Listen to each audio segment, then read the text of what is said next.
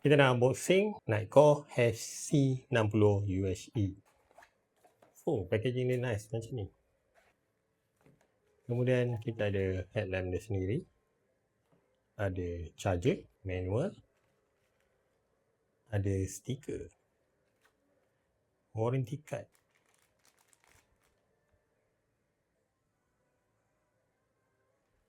So, bateri dia dekat dalam ni dah siap.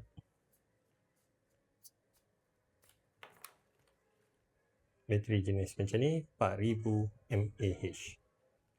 Charging port dia dekat sini. Untuk build quality nampak kukuh. Boleh turun sampai bawah. Boleh naik sampai atas. Okay, yang tali ni boleh pakai dekat atas. Untuk support tak bagi bergerak. Untuk lampu dia ada beberapa mod. Pertama sekali kita pergi kepada lampu merah. Yang ni paling rendah 5 lumens. Kemudian kita boleh tekan bagi tinggi untuk 15 lumens. Kemudian dia ada SOS kepada mod lain. Ni beacon. Dia akan blinking macam ni lah. Kemudian dia ada juga yang warna merah, blinking warna merah ni. Okey, ni lampu utama dia lah. Kalau kita tekan 2 kali, dia akan pergi paling rendah 8 lumens.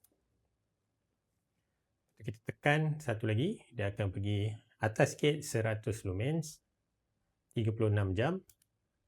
Mid 400 lumens, 14 jam. Kemudian paling tinggi 1000 lumens, 5 jam. Tapi dia ada lagi satu mod, iaitu turbo mode. Tekan ni 2 kali, kemudian tekan lagi 2 kali. Ni turbo mode 1600 lumens. Dia boleh pergi selama 3 jam 30 minit. Jadi dia ada banyak mod. Lampu utama lampu putih, kemudian dia ada lampu warna merah, dia tak ada lampu kuning. Untuk review penuh pasal Nightcore ni saya akan buat pada masa akan datang. Tunggu saya test dulu dekat event.